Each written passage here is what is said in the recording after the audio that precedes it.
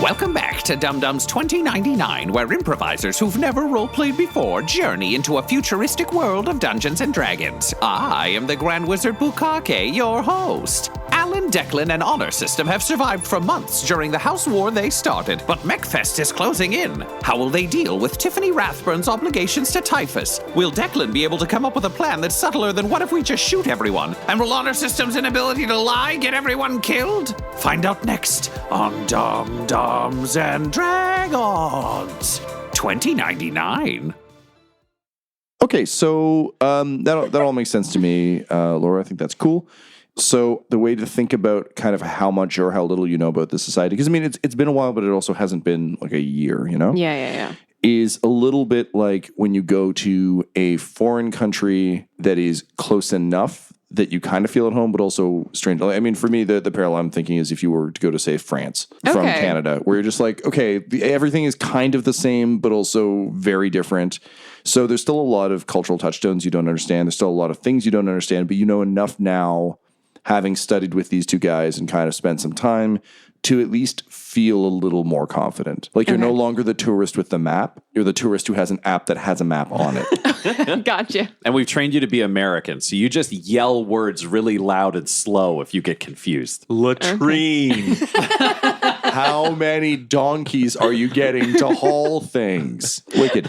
So the other thing I'll do is, Laura, can you please roll me a no check? If you, for whatever reason, didn't catch our previous run on 2099, the system we're playing in is called Stars Without Number. It's a really, really cool system that I like a lot, largely because it leans very, very heavily on D&D mechanics, so it doesn't feel like a drastically different experience. But the one major change is in skill checks.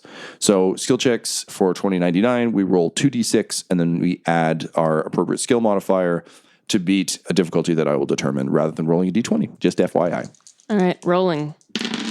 6 total. You can't really find much about the stack. Like it really is a buried thing. It's spoken of, but very vaguely. But I think Alan has spent enough time, particularly in like trying to figure out how to get Quinny back and other sort of instances, to have learned kind of where to look between the lines.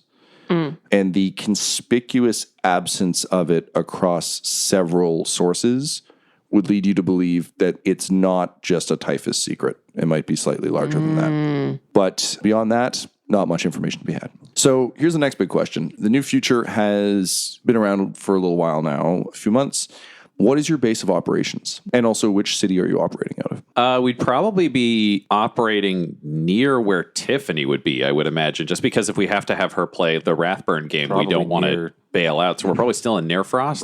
Rathburn's city, yeah. So yeah. I'd say Nearfrost. I don't think anybody knows where our stash house is because we wouldn't even tell Freddie that. We meet him at Artificial Intelligence. Yep. We're probably just still there. Yep, that's totally fine. We're not fancy people. We haven't grown physically, right? Like in size. We wouldn't trust anybody else. We just got Stitch. Yeah. We probably got some cash from Tiffany, I would imagine, that we could turn into those untraceable cards. Yep. And we've probably picked up like 1 or 2 other safe houses. So I bet we have like a science thing hidden somewhere off the books where Stitch can hang out and do like Martha or other learnings.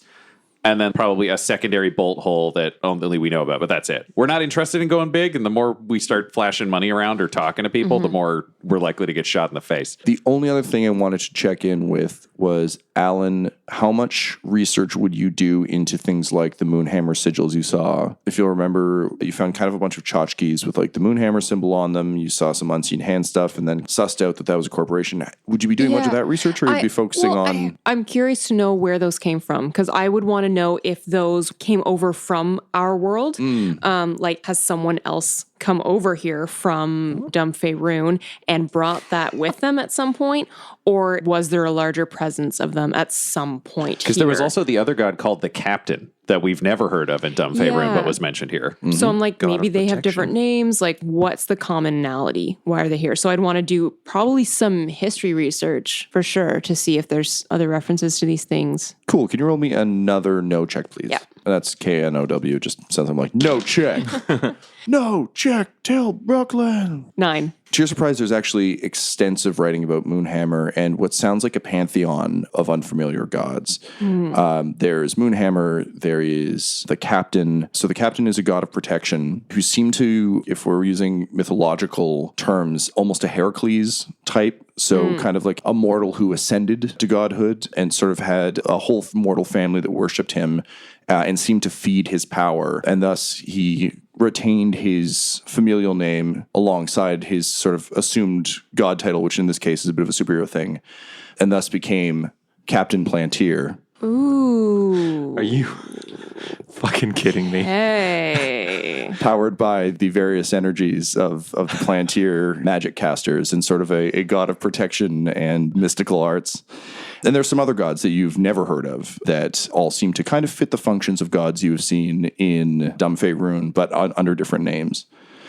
What's odd about this is it's like reading ancient Greek mythology. Like it really is very arcane. And there's still love of these characters now, but they are just that. They're characters and people treat them as such.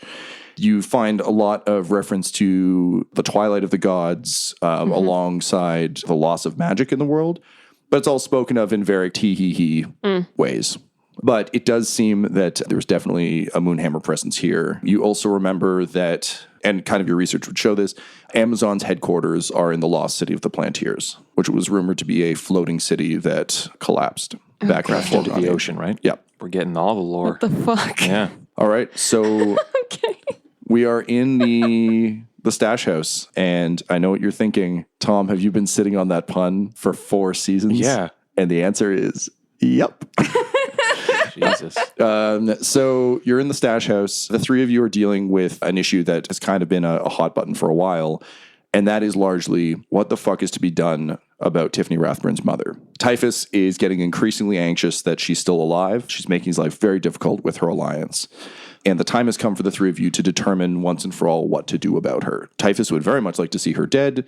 Honor System, however, has suggested an alternate course of action. While I do want to see the head of House Rathburn dead, she has use. We can manipulate her, guide her to fight the other houses if she knows that her daughter has been turned against her. Listen, I understand where you're coming from, but all I'm saying is, if we fucking shoot her, then Alan is in charge of the Rathburns. And she can make him do whatever she wants. Or she can make it devolve, because Tiffany Rathburn is in line for the fucking throne. Pop, pop, Queenmaker. Ventus was folded into House Typhus. Those two houses are now under Grace and Typhus's control. That means that once the head of Rathburn is taken out, Typhus will likely take control of a third house. Typhus will become too powerful at that point. Well, unless we get access to shoot him in the face, then pop, pop, and then we pop Adonis, and then what do you get? You get fucking Alan, Queen of the Conglomerata. All of these houses are vying for a piece of fruit hanging from a tree, killing each other to get it. I do not want to choose who gets the fruit. I want to cut down the tree. I understand where you're coming from, but what you're saying is we have to trust the head of a house to protect us and work together. She is the tree. And any way she helps us, she'll immediately A, fuck us over, and B, either burn a tree down and plant a new one before we know, or trade us for power. I still believe she can be manipulated. We shot her niece in the face and then blew up her torso. We're impersonating her niece currently. I still believe she can be manipulated. Okay, follow-up question. How? By having Alan assume the role of her daughter, Tiffany, and feeding her information about how Typhus is plotting against House Rathburn. It does extend a war, which I like, but the moment it gets back to Typhus, he'll kill her. He already almost wants to kill her because Typhus wants her to kill her mother. Alan, you're being very quiet, and here's the thing. You actually know more about any of these players than either of us theoretically does. What's going on? What are you thinking? I don't want to kill anyone else. You killed a woman after helping her out of a car. I know, but she was already dead. You kind of did that. There is a 100% chance that we will murder more people. I know, but I think you have to just accept that I'm going to kill people and you are going to kill people in know. horrific ways. I killed know. someone yesterday. I know, I helped because I killed the other two. I guess that's when Alan goes to the market. You guys are out murdering. See, the thing is, after she starts reading an article and then just floating with her eyes turning white, we can like go out to run errands and we do that and we kill people. You know, the ones you tell us to go kill with the research. Oh, I just wish there was another way. You keep saying you wish there was another way. We sort of have two ways. We kill her, or you decide to play double agent, and we all pray that it works. My plan still includes killing her, just a little later. That may not in fact work out, because we'll have gotten into bed with her at that point, where we might need her to hold off other houses, and then all of a sudden everyone we're playing against each other, which means we have to have friends who are in houses. Oh. You just feel sick thinking about it. I start like loading my rifle and unloading my rifle and just picking up guns. Can't we just like make her, I don't know, temporarily insane or something and get a vote of no confidence from the board and then I take over? It's not a question of if, but a question of when we kill her. Let's say we want her to keep the war going and we need Tiffany to be still in good typhus thumbs up land. Otherwise, he'll probably just trade Tiffany for, I don't know, maybe his sexy son will fuck her mom or something and then it all ends. How do we keep Tiffany useful if her mom is driving an entire fucking war that typhus does not want? We would not need the ruse anymore after that. Typhus would be fighting a war on two fronts, against the three unified houses and against Rathburn. I think, yeah, it's just what's our angle on MechFest? Because we could either use it to kill Grayson, or maybe Alan wants to marry Adonis. I don't know. Then we kill our way to the top. That's an option. Otherwise, do we team up with Rathburn, FF&S, and Amazon and try to carry out a big ambush during MechFest? Getting more drawn to this idea. What if we did the drop on Rathburn, we talk to her, if it doesn't work out, we fucking kill her. An exclamation point will appear on Honor System's visor for a moment, and he will direct his attention over to Alan. As an aside, just being like, I just realized I can teach you how to kill Adonis during nuptials. It'll be when he's most exposed. You laugh. It took me 6 months to teach him how to do that. It'll be so much more efficient for you. I have all of the information about how the event's working. I mean, I have information on security, who's going to be where at what time. We have everything we need if you want to have a coordinated attack. I have changed my mind. We need to be able to get into MechFest. So we should do whatever we have to maintain that cover. You do know that Typhus has been less and less forthcoming with Tiffany. Even though he's impressed by her skills, the longer it's taken for the mother to die. What is the mother's name? Because up until this point, we've been like, Tiffany's mom. So her name is going to be, trying to go for like a proper like suburban mom who also happens to be a CEO name. Bethany. Sure. Yeah. Bethany Rathburn. Okay, here's the thing we always forget, because we're the only people with the fucking technology and it only existed right now. What if we kidnap Bethany Rathburn and we stick her in a hole with Stitch the Donker and we give her all the information she needs for an assault and we just let her out the day it's supposed to happen? She doesn't need to know who the fuck we are. And here's the deal. We find some fucking scumbag and we kill him. And we give him Bethany Rathburn's fucking genetics. Yes! And we leave the corpse. So she gets out. She only knows when to run the ambush. We give her all the ways to run it. We don't have to tell her what the fuck we're doing. Everyone thinks she's dead. But when she shows up, the fucking house gets it done. Just a big classic have a nice day smiley face on Honor System's visor. Yes. All right, Yes. now we got ourselves a fucking plan. And by that, I mean it's time to come up with a way more specific fucking plan. Okay, there is an underground grav car racing league that operates in Nairfrost, and you go to one of the bars that the drivers hang out at. So it's a little bit rough and tumble, but the nice thing is because everyone here has a rival somewhere else in town, people going missing, that sort of thing, isn't really that unexpected. So it was a Ventus bar. Now I think it's Outer Heaven. So a lot of the mercenaries in Outer Heaven would have been combat drivers, that sort of thing. And as a result, a couple of them who still need the thrill are drivers here. So there's some like loose gang affiliation to Outer Heaven.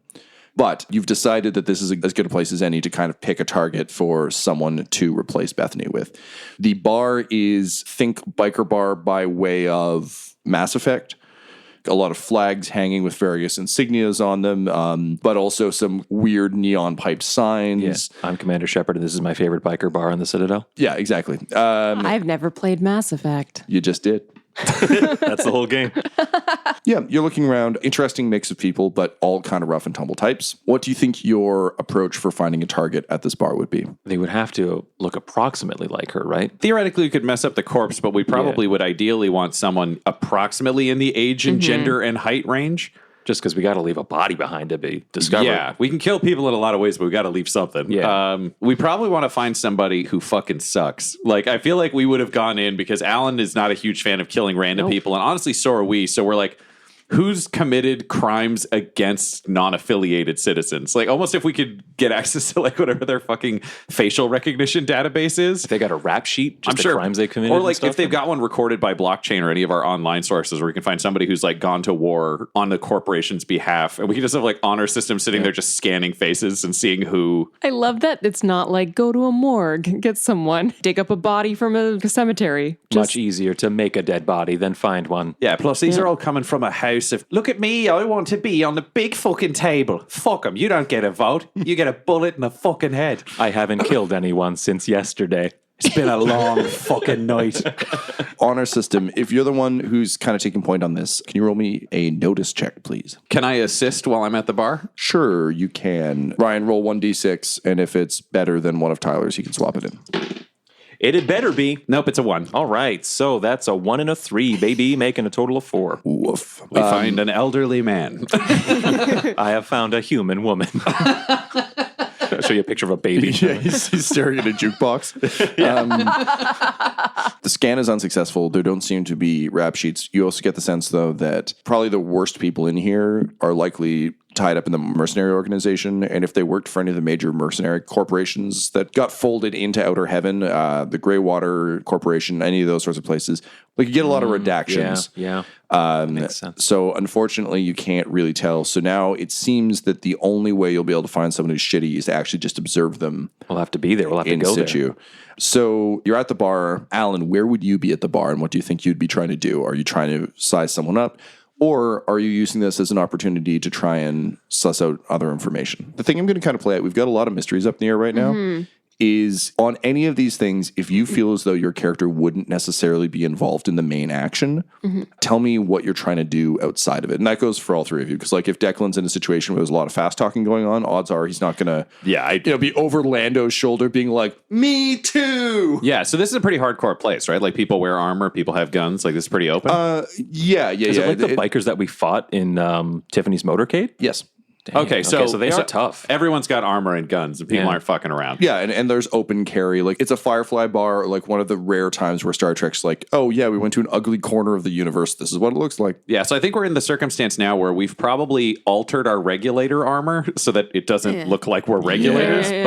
So I want to put a cap on how much money you got from Tiffany, only because she spends money constantly, but given that you can't exactly like go to her house, do that sort of thing, you were able to get a couple safe houses, probably tool up your gear a bit. Yeah, that's it. I don't think we'd have anything left. The one other piece I was going to say is you were likely able to obtain a few different sets of clothes and armor and that sort of thing. It's not like you just have regulator armor. So I'd say maybe not other armor suits, but like padded battle vests and that sort of thing. I think you just have those now. Obviously not honor system.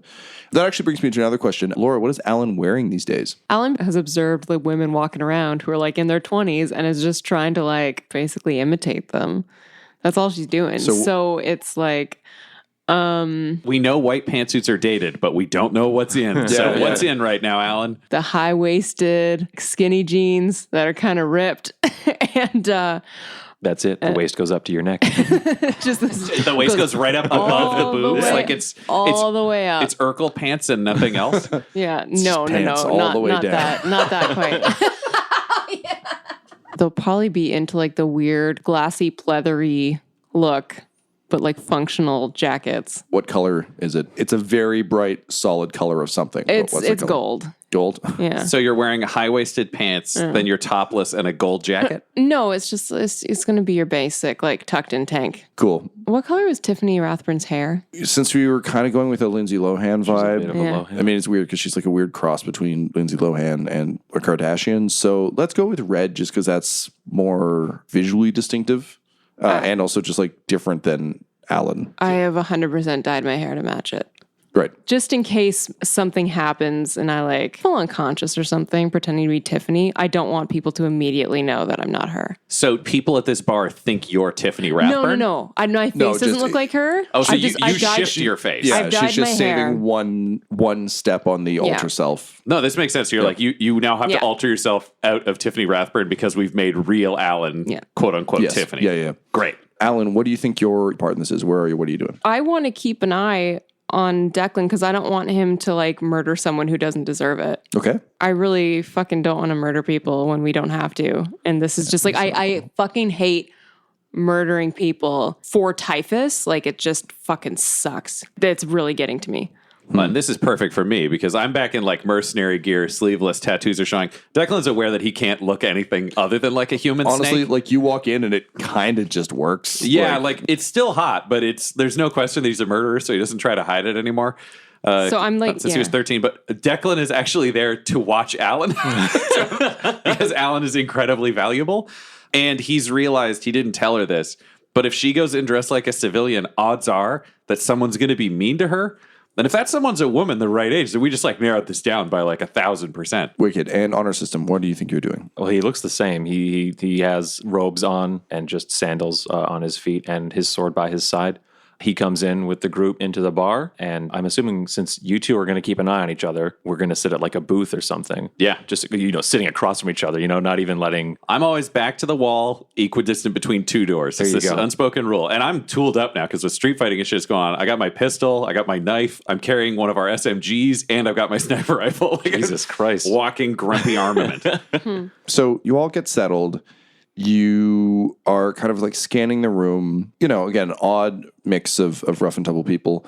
However, there is one lady who's really, really kind of making a scene. She's got kind of the Sia look going where she's just got like a giant forward swept down head-sized bangs that she keeps pulling aside, and she has genetically modified her eyes so that they just like change colors rapidly. It's the kind of thing that sounds cool on paper, but it looks fucking exhausting to stare at. But what's particularly odd is you can see she's like constantly running a hand up everyone's leg. It's not like a, hey, I'm talking to you nicely. It's like grabbing for your crotch. It's very forward and very aggressive. She notices that both the robot and the Irishman spent just a little too long looking her direction, so she turns, well. Do you frequent this establishment? Oh, no, honestly, honey, I'm just passing through. Just needed a change of scenery. My name's Hello. It's very rude not to say your name, handsome robot. My name is Honor System. Why has no one accepted your advances? I don't know. Just no one seems in the mood. I'm in the mood. I am not. What kind of stuff are you into? You like to hurt people? I'm just looking for a good time. And, none of these prudes are okay with it. Like, if I walked up to you and just grabbed your dick and she reaches for your dick. Honor System will grab her hand just very forcefully. Honor system, you run a quick scan, and it turns out that LOLO has a huge rap sheet. She wasn't in the bar when you were doing your initial assessments. This sort of standout piece is noted pervert and a serial killer. So you feel pretty good. Just trying to think of like the shittiest way to be like, you're on the list. Yeah, how does the robot say that? Yeah, exactly, right? You have gone up somewhat in my estimation. Declan, you immediately get the sense that something is off about this. None of this really tracks. I just breathe so easily. So what do you say we take this little party outside? So you head outside. And I just finger sign to Honor System. It's an ambush. Oh, you have become an extremely viable candidate. She looks at your face and just kind of like runs a hand down the side of your visor and she says, "Oh, that's so nice to hear." And then she jams a restraining bolt into the side of your head. Roll for initiative.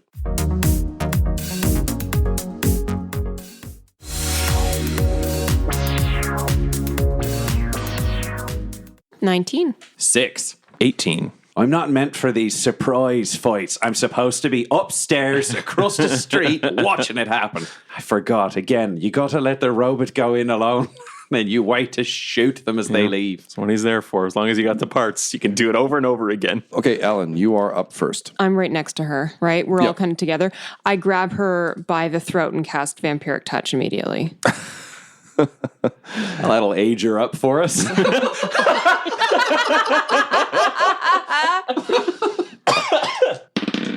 17. Yep, that'll hit. All right. That'll be 7 necrotic damage on her. All right. And I'm full health, but in theory, I would get 8 back. I'm feeling pretty juiced. Alan is high on power and death yet again. This is how you know it's Alan. No, I'm high on life. Her life. It's not mine. Alan rephrasing things like a sociopath. This is our Alan. All right, honor system, you're up next. What can I do? You can watch. And so I shall. Great. Brings us to as soon as she slams the bolt in, her demeanor immediately changes. Like she kind of like drops into more of a fighting stance. Alan grabs her by the throat, begins draining her life. As you do that, the colors in the augmentations just start like flashing through, almost strobing. And she opens her mouth, just kind of like forces out a harsh whistle. And 2 shots come down from the from the rafters there. What's your AC? 13. Okay, so 1 will hit. So take 10 points of damage. And I have to make a con saving throw, right? For my concentration? Is that? If you're continuing Vampiric Touch? Yeah. Yes. 14. So that's good. Yep. So you managed to maintain the grip. Declan, you can see up in the rooftops, there are 2 more people with the same kind of like flashing eye mechanics. Both of them have what to your eye are kind of shoddy rifles. They still get the job done, but they aren't Great. These are rough and tumble people. These aren't like professional soldiers. Knowing the situation we're in and that I fucking suck up close, and that people are close and we're surrounded, Declan, I mean, he does all this instinctually. I don't think Declan like thinks a lot in combat scenarios. He's too well trained, but he knows the best thing to put between him and bullets is honor system who can't move. He steps forward and it's immediately sweeping up the SMG and just with the butt of it trying to take the restraining bolt off. Okay. Can you roll me a d20, I guess, add your strength? Okay. Or you can roll me a program check. Ooh, I'll do the program check. 11. 11. All right. Knowing the precision of where to aim, you crack the bolt off and honor system, suddenly your systems kind of come back up online. I think your body, it was frozen in whatever pose you're in, but yes, you managed to successfully take the bolts off. I was going to say, and can I instinctually continue my move to crouch behind him? Yes. Yeah. Yay! Skills. Mm-hmm. You swing yourself around him like he's a giant samurai stripper pole. Which brings us to... Oh, sorry, she gets to go. So Alan is still choking her. She's going to try and break out of that with kind of like a quick strike to your arm.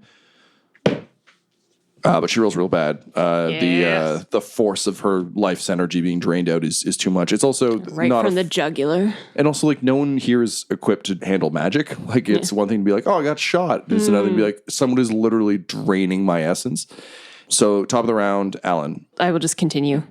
Okay. Continue to suck her life out. 8. 8 points. Yep. How much do you give yourself? I give myself 4. It's terrifying for me, even knowing she has magical powers, but just Declan watching her hold someone right after she's been shot, then drain more of their life and start healing. Oh, magic is impressive and disgusting. Alan, you're draining her life force. And again, the eyes are flashing, but you can tell they're starting to go on the fritz. And she's just clearly racked with vampiric touch. And as is all too common an Alan thing, you can feel the life drain out of her. And with her last dying action, she just clamps a hand on one of your boobs and then dies. Shit. Handsy till the end. Hello. Brings us to honor system. What's going on up there with those guys with the guns now? That, As soon as they see her go limp, you can see they're starting to withdraw and run. Basically, if you want to pursue them, you have to like get up on top of the building and chase them. Otherwise, you can just let them go. I think it's more prudent to just let them go. We should get out of here too. Like, yeah, honor system will, if you'll allow me, put like a hand behind him to like guide Declan. while still basically providing cover, and we'll move as like a unit over to Alan and the body, and then usher everyone to cover from where those guys would be. So you managed to do that. The enemies don't seem to be returning fire. They seem to have fucked off. You get the sense that they were looking to pick off an easy target, and when it turned out you guys were hard targets. Also, they have no idea what the fuck just happened to LOLO, and Alan's spooky. As we return to our vehicle with the body, I press my finger to my tracking range of people to kill, and I just add people with rotating glowing eyes, friends of LOLO, and they join my hit list. So you're dragging LOLO's body towards the van. I assume you're doing this in kind of a quick skullduggery kind of way, like you want to just secret this away. Yeah, keep it secret, keep it safe. Yeah. For me, it's like SMG out. I'm watching the bar. I make sure we don't have any company. Not that I'm actually worried about us being seen doing this, because we're going to change LOLO's genetics. And Right. theoretically destroy most of the body. Yeah. Well, the way Alan took her down is really handy because there's no blood or anything like that. She just drained the life force out of her. So I think just up over Honor System's shoulder, and he's walking to the car. You open the door to the van. We're going to assume this is a big white space van. Someone's painted a bitchin' cool mural of Meryl Streep and the Shriekers on the side. Oh, so this is that one we stole from Peanut Head. Yeah. I mean, that he lent to us that we never returned. Would you still be using that same vehicle? We traded cars a bunch of times. I kind of like that you have a signature I vehicle. think, yeah, so, I would all right, imagine so we could hang we'll on make to it Peanut Head's van. That works. Let's say we went back and bought it from him. No, I lied. We sliced it and stole it you from 100% him. did. Okay, so you drag her body up to the side of Peanut Head's van, which smells a little less like cheeseburgers now, which is just generally nice for all of you. Yeah, now it smells like soy burgers because Alan got really into those. Yes. Beyond Meat is also everywhere in the future. Really, Excellent. Impossible Burger's the one you want, but the other one's around. So It was a great rebrand from when they called it Beyond Flesh. Doesn't destroy rainforest. It's great. they went through a few different variations. At one point, it was also just purely Soylent Green. And everyone's like, we saw that movie. And they're like, oh, shit. Fuck. Then they just called it Dead People. That sold better than you'd think. You carry her body up to the side of the van. You throw open the door. You kind of like tuck her in. I imagine there's sort of a bunch of carpets and things in the back that you can kind of secret things away in. There's probably a duffel bag full of extra ammo and other weapons. So you load her in. No one's come out of the bar, even though there were gunshots. But you get the sense that at that particular bar, that's probably a fairly common occurrence. You know, it's like that scene in Star Wars where Han just like ices Greedo and everyone's like, yeah, that's fine. It's not me. Business as usual. Particularly with all the gang wars going on, this is pretty common. So you dump Just a bunch of people can breathe easy knowing their dicks won't be grabbed by a serial killer. Honestly, any day I can feel that in my heart is a good day for me. You dump her body into the back. You kind of pull some things up over it. You load in Honor System. I assume you're driving. Who's driving? Yep. I've got that pilot skill. I legitimately would be terrible at that. I have no skill whatsoever. So, yeah, he drives. The theory is always in the van that, like, if someone needs to shoot at the back, it's me. The paranoia I have is slowly bleeding into his programming. Okay. So would we say then, would it be safe to say that Declan, you're in the back with kind of the SMG ready in case you need to boot the back door open as though you're the villain in a car chase? Yeah, honestly. Great, okay. Everything could be a car chase at any time. Great. So, Alan, you'll be up front in the front seat with cool. Honor System. I think since we've decided this is going to be your crew vehicle, it behooves us to spend a minute or two kind of talking about the interior. I'm thinking this is big enough that you can kind of walk through it at a crouch, if that makes sense. Yeah, it's like the panel vans. Yeah, so they got the big backspace. But because Peanut Head fucks, I'm going to say there's a rotating lounge chair behind the driver and passenger seat. And like, there's like a weird little mini bar. There's a bunch of those like dangly things, the little red fabric dangle. I honestly have no, like they're kind of frilly, but yeah. You know what I'm talking it's about. really stupid. But There's some like, and we'll say there's fairy lights as well, just to give the thing a little bit of a vibe, like a tiny broken disco ball. Like this was definitely a shaggin' wagon, although you get the sense from the amount of cheeseburger wrappers and sadness you found that likely not much shaggin' was had in it said was wagon. a baiting wagon. Yeah. God. Oh, boy. Seats 5. Yeah. You're the only one in it. Yeah, when this seat's a shaking, I'm masturbating. Yeah, that was the first bumper sticker you peeled off. If only you knew Quinny, you could save it for him. So you load it into the van. So, Declan, you kind of take up your position at the back. Body's kind of hidden in the center. Yeah, I was going to say, if we've seat. tooled this up, we might actually have, like, the big kind of round seat can, like, slide aside so we could put stuff under it so we can hide stuff in case we get pulled over. Sure, yeah. And then I imagine we'll just, like, tuck the body in there, like, make it a little curled up. shove the seat over it. Yeah, that's fair. I would also like, at some point, just because I love the terrible new Death Proof, I would like to say that there is tactical furniture in the back where if you hit it, it'll swing out and give you a gun. Okay. What? So I'm loading us up on stress because I forgot to do that earlier in the session. Alan, I'm going to say you spent all 5 of your stress becoming the event planner. Okay. Yeah, that and makes sense. Declan, I will give you tactical fucking furniture for 2 stress. Considering that won't actually help our mission, I'm going to be a guy who's really into tactical furniture, but hasn't made the purchase yet. Way to walk it back. Okay, you know what? Okay, so if you I don't... thought it was dumb flavor. I will let you roll a work check. Work or fix? I got fix. Fix, yeah, I take fix. So roll a fix check. I won't give you free guns, but I will say you can like ramshackle one together. And it's that kind of like, you know, when you're a kid and it's like, oh, I can't afford that toy, but I can make one out of a box that looks like, this is my Game Boy. And it's just like a box of raisins. And you're like, fucking one day. Yeah, I'll make like, it'll be a shitty one. It won't even be an extra gun. It'll just be that other SMG we have. Yeah. Tucked in. If it's there, it's horrible. And I think there's a picture of tactical furniture taped to the wall next to it. Like, this is your like mood board. It's like my aesthetics. It's like a picture of several corpses that like I've written names of corporate figures on. Fix is an 8. 8? Okay, yeah, I'll say it's there. If you need to use it, I'm going to make you roll a check to see if it actually deploys. That seems very accurate. It's sort of like a Han Solo, like you punch the wall, and in theory, a panel drops down, but sometimes it sticks. Yes. WD-40 is expensive in the future. Okay, you've got your wagon. You stuff the body in. Honor system, you fire up the vehicle. The gravs kick in. As you begin in this alleyway-ish thing, but obviously with open spaces it's a bit harder, essentially to launch a grav car off any of these ramps, there are like certain designated spots where you kind of take off and land just to prevent cars from smashing into each other constantly. So you begin to sort of ease your way towards the closest ramp that will kind of take you into the sky lanes.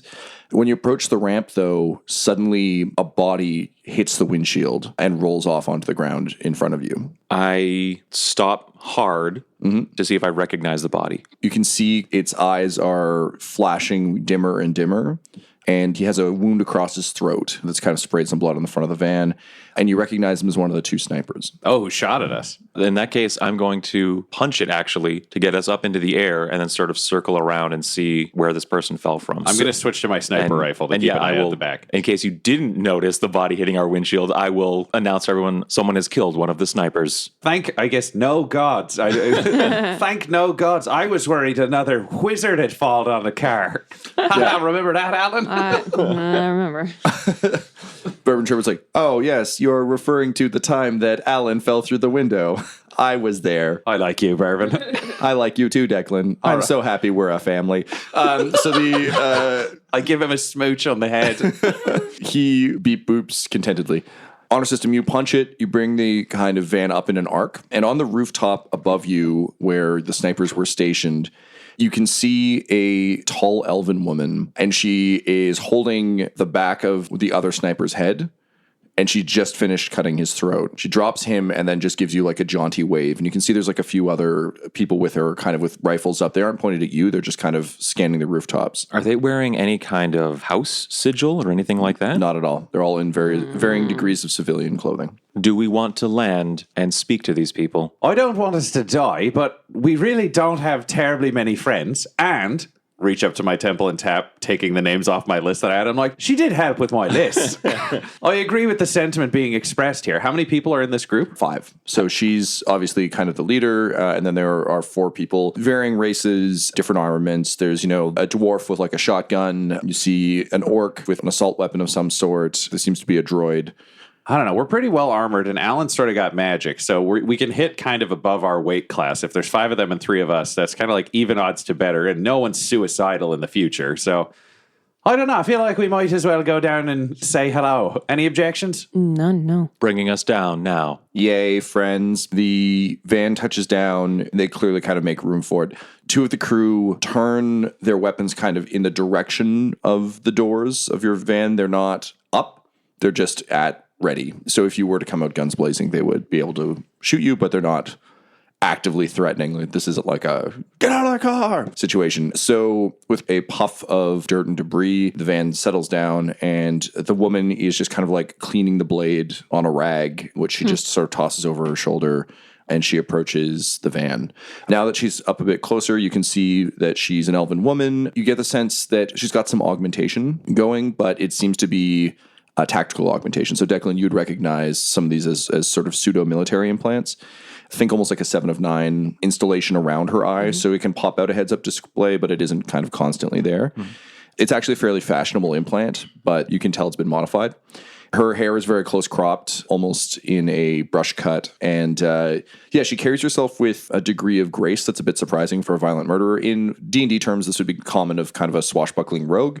But in the future, it's odd because normally knives in the dark isn't classy. And she seems to be wearing sort of a long coat and underneath a very functional, almost a workout outfit. It's not military grade. She's not wearing ballistics. Yeah, she's not wearing like tack armor like I would be. It's definitely civilian. It's civilian garb, but it's very functional civilian garb. Like it's what you'd expect to see a kickboxer wearing. Cool. So I guess I'll step out of the vehicle. I'll shift over to SMG in hand. I'm not going to aim it at her. Like it's just sort of that like, you know where you see military security where it's just like it's slung and their hands are vaguely on it. That's kind of what the guys behind you are doing too. Like it's close enough that fingers are near triggers, but fingers aren't on triggers. Yeah. And I mean, I always like to, if Alan will permit, bring bourbon sherbet because there's a stun gun in bourbon that no one knows about, which is just a nice little protection thing.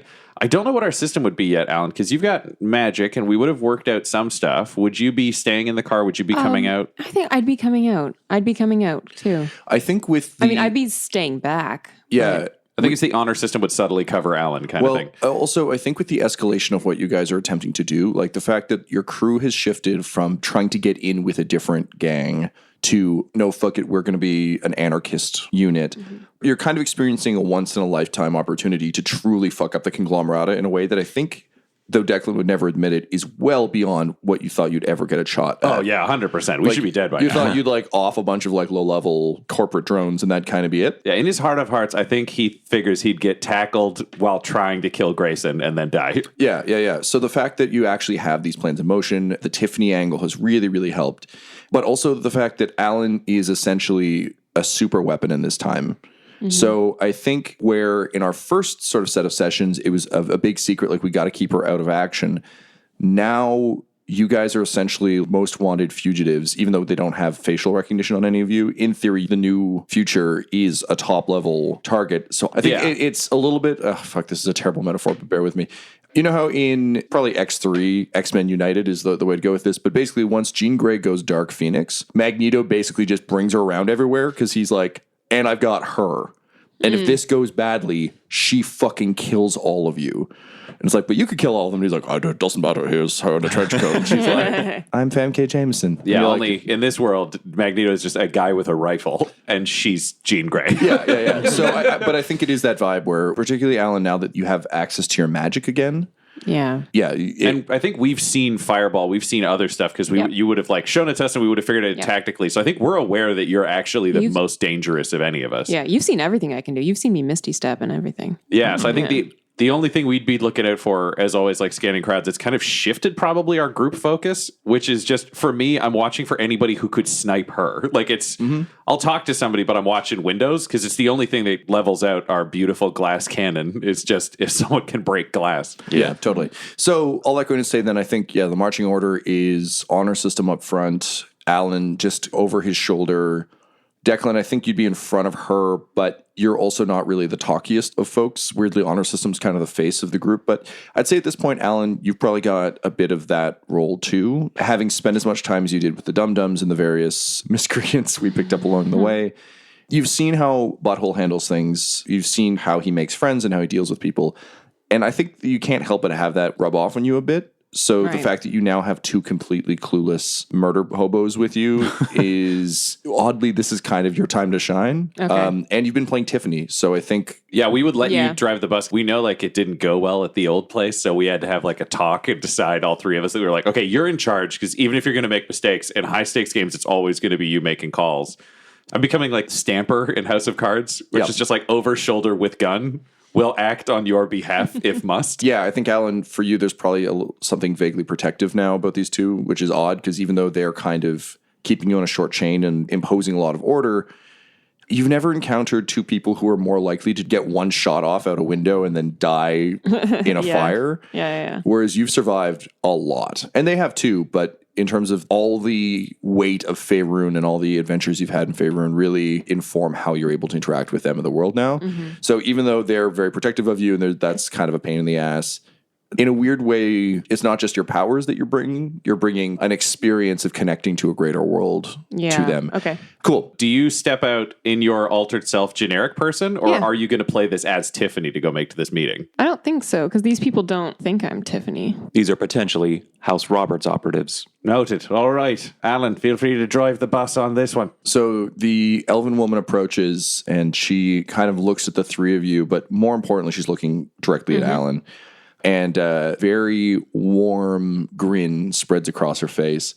And she says, "Hey, I saw what you did down there with LOLO. That was a fine piece of work." Thank you. So, gotta tell you, I was a little disappointed we didn't get to end her ourselves. We've been tracking her for quite some time. Me and a few of my folks over there causing a lot of havoc in the sort of underbelly of the city, and we thought it was time to take her out. Okay, well, that's a relief. For a moment, I thought maybe you were tracking us. No, I've never seen you before, but I must say I like what I see. You made short work of her. And I'm sorry you couldn't get these two, but, we figured we'd take care of them for you. Appreciate it. I had him on a list. But, I always like when new friends take things off my list. We got a list too. I was on these streets for a long time. We saw all sorts of creeps like these assholes, and every time one of them goes off the street, it's a better day for people just trying to make an honest living out there, So what kind of creeps are you going after these days? Well, the Flashers were the top of our list. LOLO and her gang here. They've been picking off some of my people. I used to perform the oldest profession, if you understand me, and people like LOLO prey on those of us who work in the sexual arts after dark, and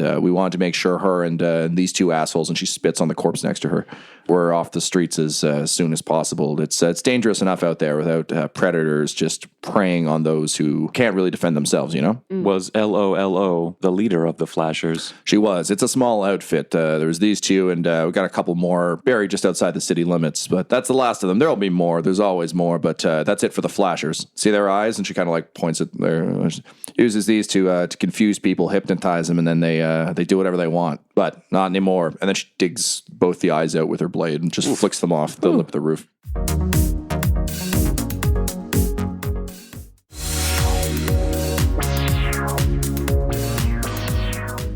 So, how about you? How'd you do that? I mean, obviously, I've got old Trusty here, and she flips her blade around. She said, "But you just held her up near. What's that? Some kind of aug?" Yeah, it is. I'll show her my hand, because I think I can convince her that it was just, my strength. In terms of the sort of cloned flesh around your hand, is there any way, do you think, that you are able to reveal the mechanical pieces of it? Or is it just more like holding it up for a scan? Yeah, because it'll have access in case it ever needs repair. So I'd be able to... Okay, so more of like an Alita Battle Angel kind of like plate? Yeah. Or I was going to say, can you just move your fingers unnaturally? Like, can they extend all the way backwards as well as forwards on a hand? Yeah, I like the access thing as well, though. So yeah, sure. Let's say you rotate your fingers back, over, and then forward.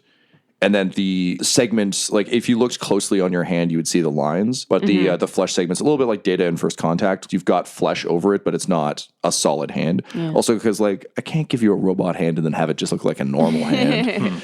And she kind of nods approvingly and taps her ocular implant. She says, "Oh, good. That's nice. Just see if I can get one of those." She shouts over her shoulder, "Hey, Delta, you think you can make me one of those?" There's truly the roughest looking gnome you've ever seen turns around, and he's got installed goggles, and he adjusts them, and he goes, "Yeah, maybe. I don't know. We'll have to figure it out. But yeah, I could probably put some stabby things in your hands. What?" And for a second, Alan, you can't help but think of Freddy and his nightmare hands. But in any case, the woman kind of nods approvingly and says, "Well, we owe you. And listen, if maybe we should share lists. And if I knock anyone off yours, I'll send you a note. And you knock anyone off mine, and I'll send you some thanks." Perfect. Yeah, let's send some hits back and forth. I like it. My name is, yes, this is my real name. I had to change it. But my name is Sublime Trist. I run this crew. They call me Declan, a.k.a. the Cobra. Oh, that's pretty dope. You win some, you lose some, but if you kill enough people, sometimes the names work out. I like Sublime Trist. There's a certain elegant quality to that. Well, I was very good at my former profession, and she flicks the blade up in the air and catches it with her other hand. She's like, "Damn good at this one, too." Yeah, no, I like you the most because you killed 2 people that I also wanted to kill. You know, we speak the same language. That's pretty good. You guys have any house affiliations? Some of my boys used to run with House Roberts, but as soon as they started making claims for the seat on the Conglomerado, well, that was it for us. I like Sublime Trist. So not into the conglomerata then. No, we got no love for them. Honestly, most of my folks are either still or former prostitutes. And you know what really doesn't go well with that line of work?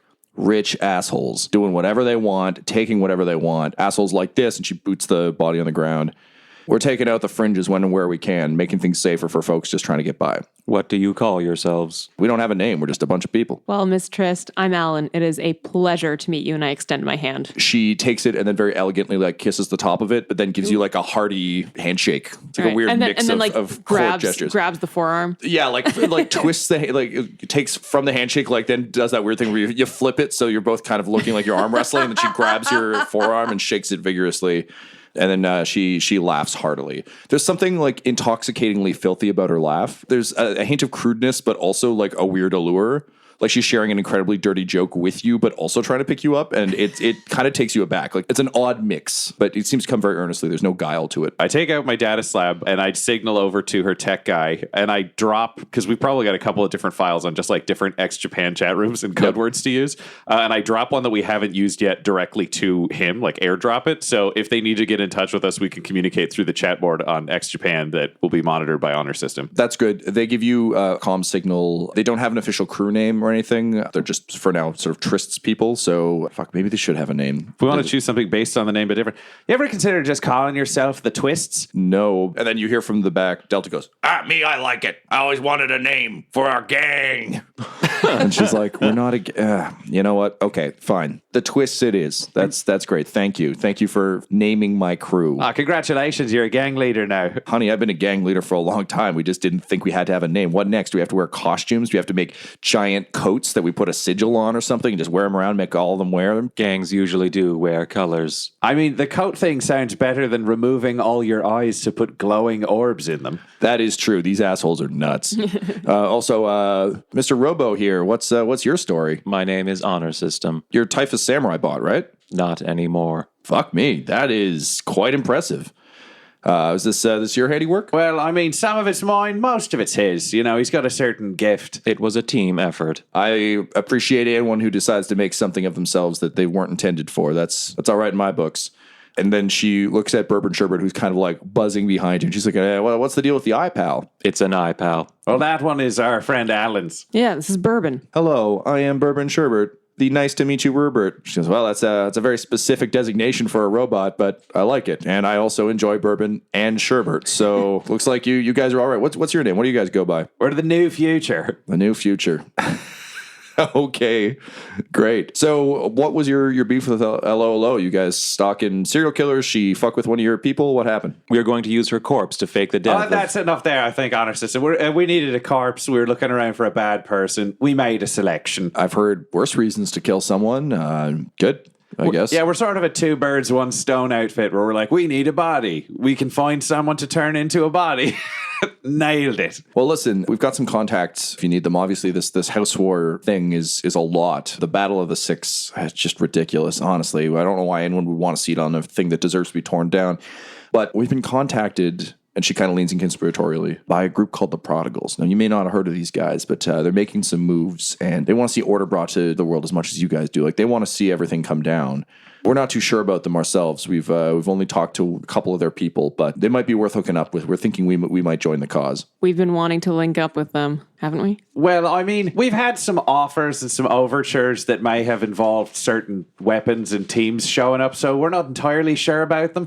But we would appreciate any intelligence you could send our way. We've got our own interesting kind of behind the scenes info we also might be able to pass your way. You know, we might be able to do some favors, keep some eyes in some dark places. She looks down at the eyeless pits of the guy at her feet. She's like, eyes in dark places works for me. She'll send you information about her point of contact in the Prodigals. Is there anything else you want to ask Sublime about? Otherwise, I think she and her crew are going to make tracks. Why are you doing this for us? All I see out there are people killing each other over a seat on some board so they can rule over other people and make them do whatever the fuck they think is best. There's not enough people out there just helping each other. And I think until we start trusting each other a little bit more and working with each other, I mean, what are we even fighting to save at that point? So it's not enough to just destroy the conglomerata. We have to build something to replace it. And I think that needs to be something that involves people and robots and really anything else we can find along the way. Honor System will turn to you two and say, I like her. Excellent. Well, we should probably all leave the area where we committed several homicides in the last few minutes. So, Sublime Trist and the Twists, it's delightful to have met you. We'll be in touch soon, I'm sure. Sounds good. Stay killing. And then she she signals her crew to wrap it up. Delta Geom, the rough-looking gnome, comes over, picks up the eyeless body, and then just like tosses it over the edge into the alleyway. And he just goes, "Good riddance, you son of a bitch."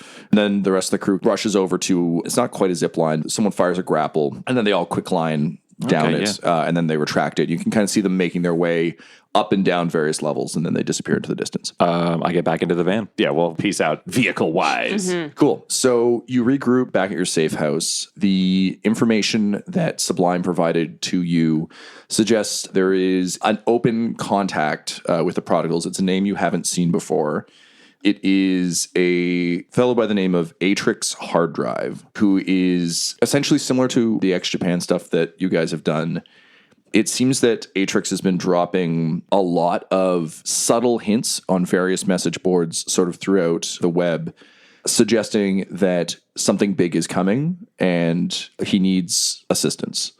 So Sublime reached out and got in touch with him. She didn't disclose what they talked about, but she does disclose sort of the ways you can reach out to contact him. What are those ways? Similar message board type stuff. It's not anything hyper specific. Similar to, again, what you did earlier with X-Japan or Neo contacting Trinity early in the Matrix, where it's just there's places that you can kind of reach back. We know the room to go and what to type in kind of thing. Exactly, yeah. All right. We got to change the genetics in this corpse. We got to figure out how we're going to kidnap Bethany Rathburn. Maybe we want to contact this Atrix hard drive, because if they're doing some big move right before MechFest, that might totally fuck us. Also, we sort of don't want the Prodigals to be working towards assassinating Tiffany Rathburn if we make them think her mom is dead, because that would fuck us right in the ass. I don't trust the Prodigals, but we might need to bring them in on this. At least part of it. Yeah, I also don't trust anybody, so I'm not sure I'm entirely the best person to make this call. I also do not trust the Prodigals. Fact is, we're going to need help at some point. I mean, we do have the Twists, but there seem to be 5 of them, and I don't think they have a car. This episode of Dum Dums and Dragons 2099 features the voices of Ryan LaPlante at the Ryan LaPlante on Twitter, Tyler Hewitt at Tyler_Hewitt on Twitter, Laura Hamstra at EL Hamstring on Twitter, and our DM Tom McGee at McGeeTD on Twitter. This episode's sound was edited and mixed by Laura Hamstra. The system we're playing is called Stars Without Number, and Dum Dums and Dragons artwork is by Del Borovic, who can be found at delborovic.com. Our theme songs are Core Collapse and Sanctuary of the Sky Gods by Nathaniel Yaverne, and our ad music is No Control and Chiefs by Jazzar, Jahzzar, all available at freemusicarchive.org. When it comes to Dum Dums and Dice, you can visit our website at dumdumdice.com. Our Twitter and Instagram are at dumdumdice, and on Facebook at facebook.com/dumdumdice. But most importantly, we've got merchandise at redbubble.com/people/dumdumdice, or you can join our Patreon at patreon.com/dumdumdice. That's DUMBDUMBDICE. Now I'm off to do future things before we return for the next episode of Dum Dums and Dragons 2099. Dum Dums and Dice has to give a special thank you to the supreme beings of our Patreon at this time: Christian Menicola, Long Long, Jason Denson, and Jill and Noel LaPlante. If you want your name to be added to this list, you can join our Patreon too at patreon.com/dumdumdice. Thanks to them, and a little bit of thanks to you.